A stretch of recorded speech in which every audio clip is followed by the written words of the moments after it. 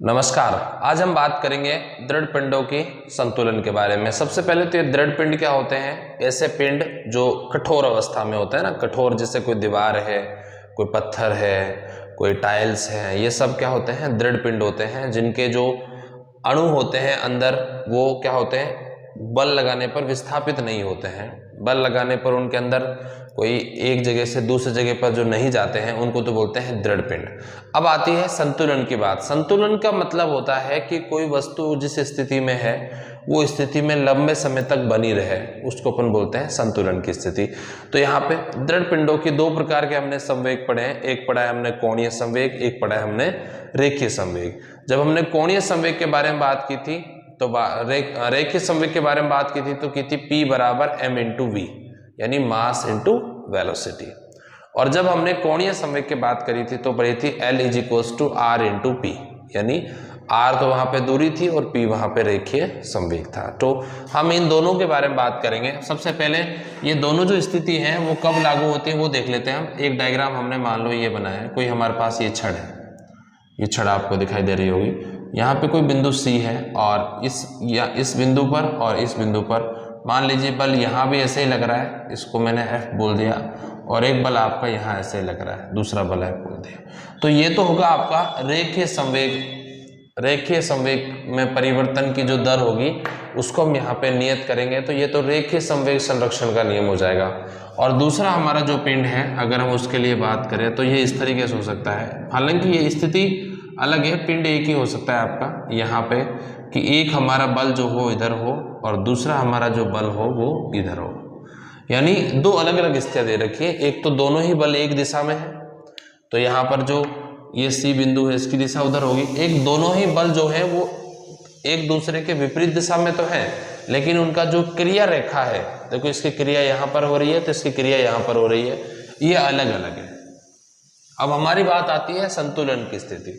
अब हम जानते हैं कि यहाँ पर जो हमारा होता है dP अपॉन dt जो होता है ये एक बल के बराबर होता है, और हम यहाँ जानते हैं इस स्थिति में यहाँ जो dL अपॉन dt होता है वो टॉ के बराबर होता है। यहाँ पे जो F है वो एक बल है और यहाँ जो टॉ है वो एक टॉर्क यानी आघूर्ण है। ठीक है, अब हम क्या करें कि यहाँ पे जो इसका संवेग नियत रहे, इस संवेग अगर हमारा तभी नियत रहेगा जब F बराबर क्या कर दोगे आप? 0। अपन लिख दें कि यदि इस पर लगने वाला जो बल है, इस पर लगने वाला जो बल है F, उसको अगर अपन 0 कर दें तो हमारा क्या हो जाएगा? dP upon dt is equals to 0। और आपको पता है कि किसी भी संख्या का समाकलन यदि 0 होता है तो वह संख्या क्या होती है? नियत राशि होती है। तो यहाँ पे P का T के सापेक्ष जो अवकलन किया हमने वो क्या हुआ? अवकलन। ध्यान रखना, अवकलन। अवकलन क्या किया? तो 0 हुआ। जब P का T के सापेक्ष अपन ने यहाँ पे क्या किया? अवकलन, तो वो मिला आपको 0। तो हमारा dP upon dt is equals to 0। इसका मतलब यहाँ पे जो P है वो क्या रह गया? हमारा नियत रह गया, यानी ये आपकी संतुलन की स्थिति यहाँ पे बन गई इस वाले में। अगर हम यहाँ पे बात करें तो हमारा यहाँ भी अगर हम लिखें कि यदि ये हमारा जो टॉ है उसको हम कितना कर दें? 0, तो जो हमारा यहाँ भी ध्यान रखना, तो आपका ये बना, इसका मतलब यहाँ पे भी क्या बनेगा? dL upon dt is equals to 0। तो यहाँ पे जो आपका L है वो भी क्या हो जाएगा? नियत हो जाएगा।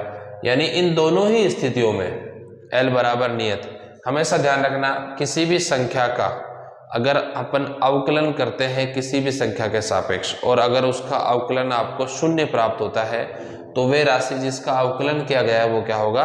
नियत राशि होगी। क्या होगी? नियत, यानी कांस्टेंट होगी। तो L बराबर क्या हो गया यहाँ पे? नियत। और यहाँ P बराबर भी क्या हो गया आपका? नियत। यानी अगर देखा जाए तो ये हो गया आपका रेखीय संवेग संरक्षण। क्या हो गया? रेखीय संवेग संरक्षण। और हम यहाँ पे बात करें तो ये हो गया हमारा कोणीय संवेग संरक्षण। ये क्या हो गया हमारा? कोणीय संवेग संरक्षण। तो दो चीजें हो गई हमारी, इसको बोलते हैं रेखीय संवेग संरक्षण और ये हो गया हमारा कोणीय संवेग संरक्षण।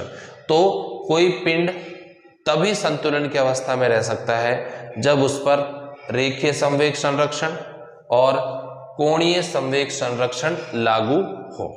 समझ आ गया ध्यान से।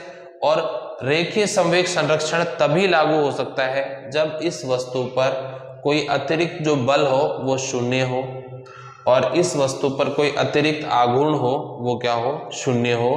तब ये किस में रहेगी, कोणीय संवेग संरक्षण में, और ये किस में रहेगी, रेखीय संवेग संरक्षण में। और ऐसी दोनों स्थितियों में हमारा जो पिंड है वो किस में रहेगा, आपका संतुलन की अवस्था में रहेगा। तो यही होता है पिंडों का संतुलन की अवस्था। आपको ये वीडियो कैसा लगा जरूर हमें कमेंट बॉक्स में बता दीजिएगा, और आपको रेगुलर ऐसे वीडियोस मिलते रहेंगे चैनल पर, आप बने रहिए। उसके लिए आप चैनल को सब्सक्राइब कर लीजिए, साथ में जो बेल आइकन है उसको हिट कर लीजिए ताकि आपको प्रॉपर नोटिफिकेशन मिलते रहे। धन्यवाद।